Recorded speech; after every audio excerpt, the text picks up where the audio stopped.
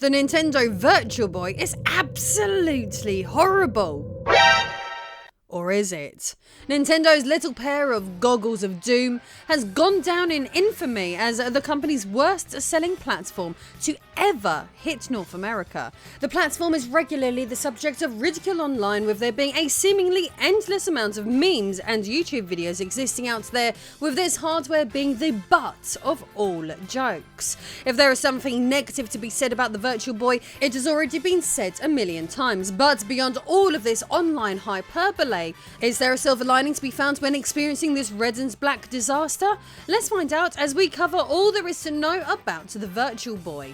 I am Lady Decade, and this is why you need a Virtual Boy today.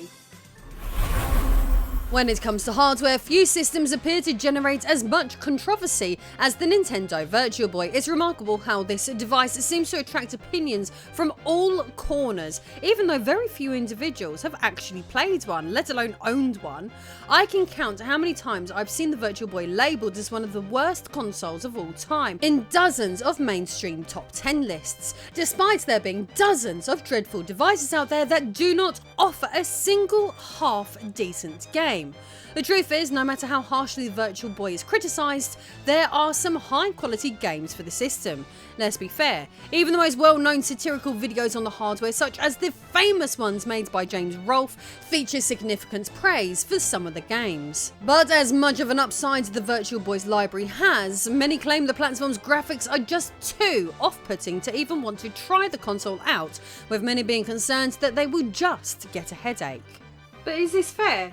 Let's look a little further back in time. The original development of the system had its beginnings in 1985, when Massachusetts-based Reflection Technology Incorporated created red LED eyepiece display technology known as Scan Linear Array. They used this technology to build a stereoscopic head-tracking prototype called the Private Eye, which featured a tank game. To secure more funding for technology improvement, they presented it to Mattel, Hasbro and Sega, all of which declined due to concerns about motion sickness.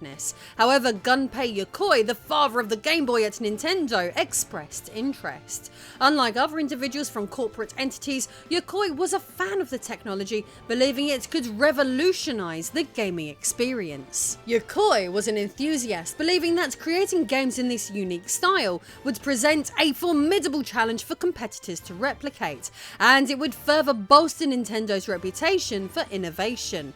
Consequently, Nintendo entered into an exclusive agreement with Reflection Technology Incorporated to license their technology, marking the beginning of Project VR32. The development of a mysterious new piece of hardware continued for 4 full years, with a strong emphasis on affordability and ensuring a motion sickness free experience for players.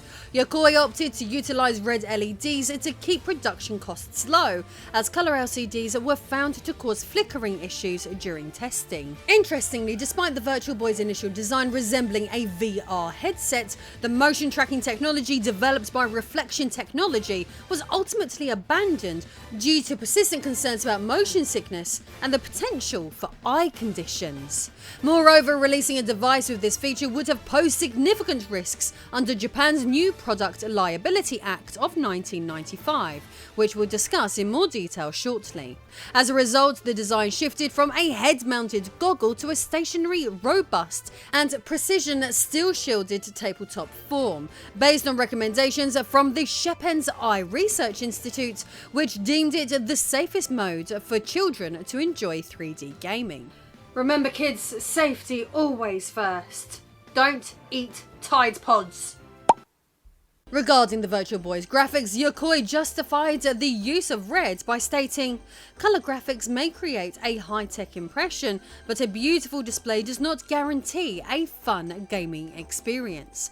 Red consumes less battery power and is more easily distinguishable, similar to its use in traffic lights." In early 1995, tech demos of Virtual Boy games began appearing at trade shows. Following the successes of the Game & Watch, Game Boy, NES and Super Nintendo, ago, Nintendo confidently declared to the press that the Virtual Boy would sell 3 million units in Japan within its first year, alongside 14 million software sales, believing they had discovered a gold mine. Nintendo had made significant promises for the system, claiming it would immerse players in their own private universe. So, with such promises, what went wrong for Nintendo? Well, the system was finally released. It was notably more expensive than the Game Boy and lacked the graphical prowess of the Super Nintendo. The Virtual Boy was positioned as a third pillar in Nintendo's lineup, offering a unique 3D experience but seemingly falling short of the amazing advantages that its sibling systems offered. Amusingly, design news likened the Virtual Boy to the logical evolution of the ViewMaster 3D image viewer, which is a fairly accurate description. The system launched in North America with Mario Tennis, but entered the market after the Sony PlayStation, 3DO and Sega Saturn, all of which boasted impressive graphics and broader appeal than the Virtual Boy's red and black imagery. In North America, Nintendo had initially projected sales of 1.5 million units by the end of 1995, but only managed to distribute fewer than 350,000 units. These underwhelming sales led to the Virtual Boy frequently appearing on top 10 lists of the worst-selling game consoles. Nevertheless, the Virtual Boy has left a lasting impression on gaming history, and even in 2023, most Nintendo fans will at the very least be familiar with the platform, even if it's for all the wrong reasons. As crappily as the Virtual Boy sold though, instantly we can see some hyperbole here with regards to how unsuccessful this system was. While the Virtual Boy sold poorly, with only 770,000 units sold during its lifetime, it was hardly the worst selling console ever, and not even the poorest selling Nintendo platform. The title of worst selling Nintendo system belongs to the Nintendo 64 DD, a platform so ill-fated they didn't even bother to attempt to release it outside of Japan.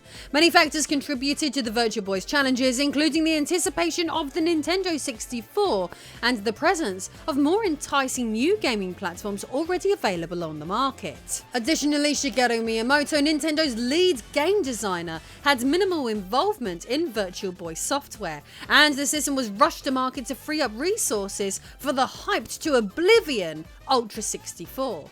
Considering these factors, it's not surprising that the Virtual Boy struggled and was withdrawn from the market after just 1 year.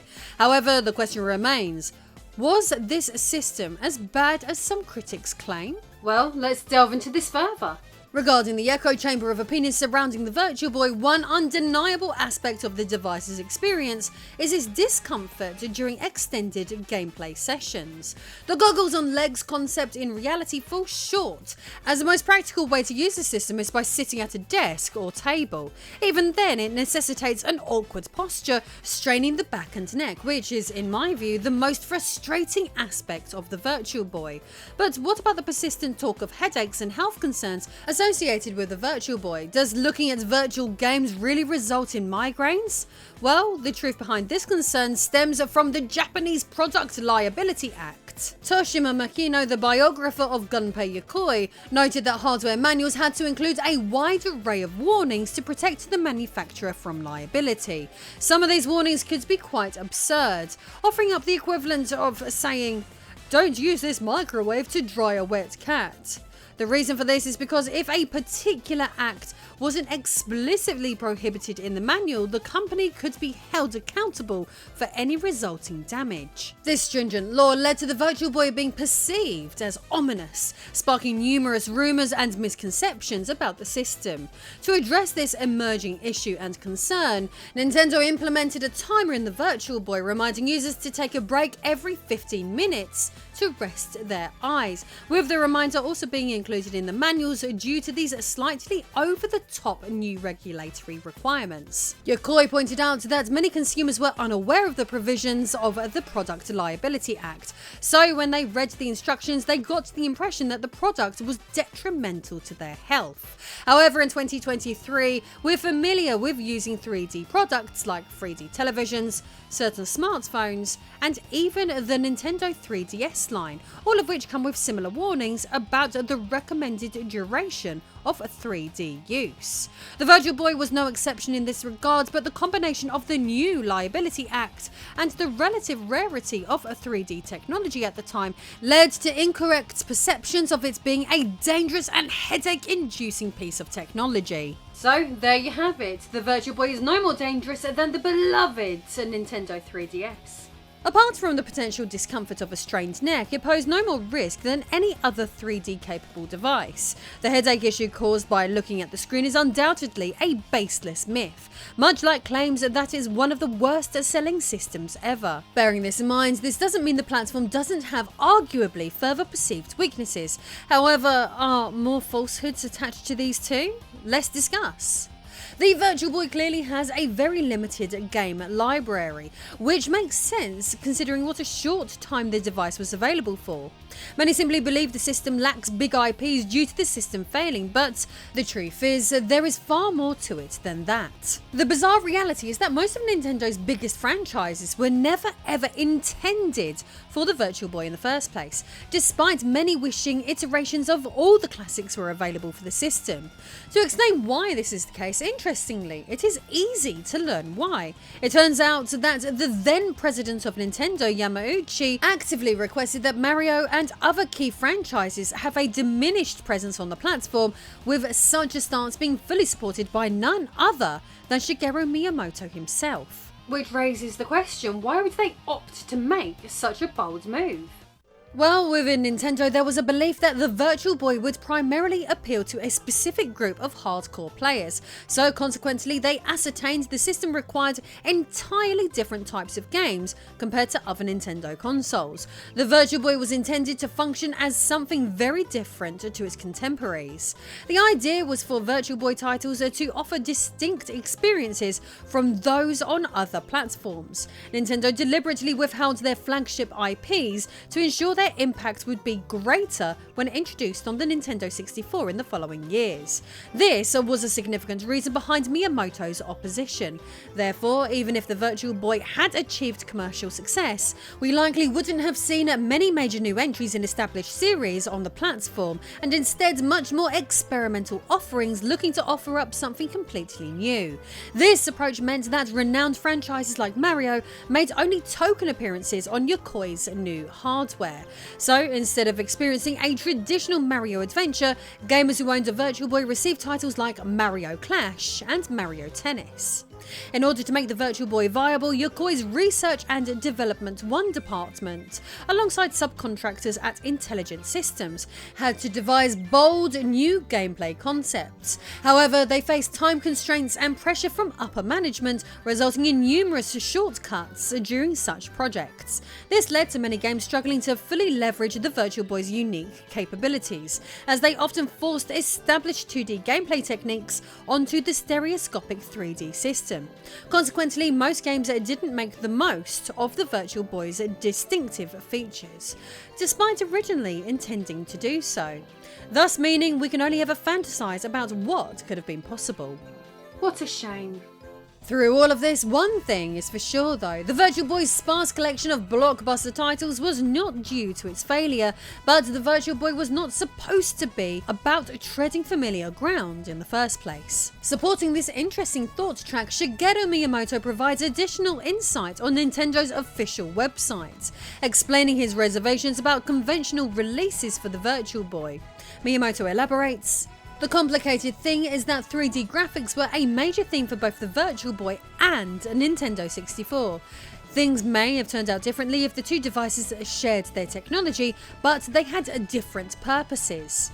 If you think of the N64 as made to confront a 3D head-on, Virtual Boy was using different technology to aim at the enjoyment of a 3D without rushing in. I thought of the Virtual Boy as a fun toy, the kind of toy to get you excited and make you think, this is what we can do now. I imagined it as something that people who were on the lookout for new entertainment or who could afford to spend a bit of money could buy and enjoy even if the price was a little expensive. But the world treated it like a successor to the Game Boy system. It even has the word boy in its name. That was also true within Nintendo. Our sales department treated the Virtual Boy as an extension of our licensing business. In other words, we sold it as something like the Famicom.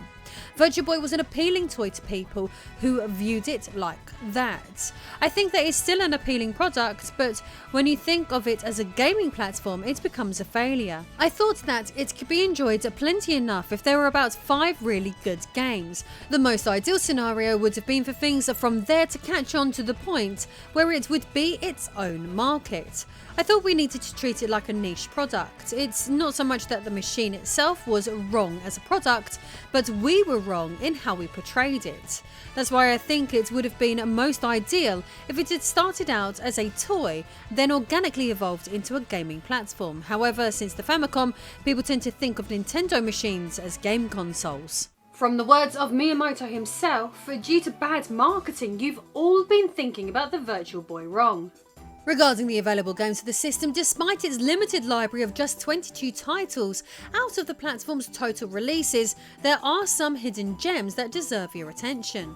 Virtual Boy Wario Land in particular stands out as a fantastic game. Notably, Wario, unlike many iconic characters created by Miyamoto, was introduced in a game developed by Gunpei Yokoi, making it fitting for him to receive a proper installment on the system. In my view, Virtual Boy Wario Land is one of the standout entries in the Wario Land series, offering Mario-like platforming and treasure hunting akin to the Game Boy original. In contrast, the rest of the series took a different path, making Wario invincible and changing up the gameplay in subsequent entries. Virtual Boy Wario Land adheres to the traditional progression style based on Mario's adventures, which, to be honest, is how I prefer my Wario Land games best.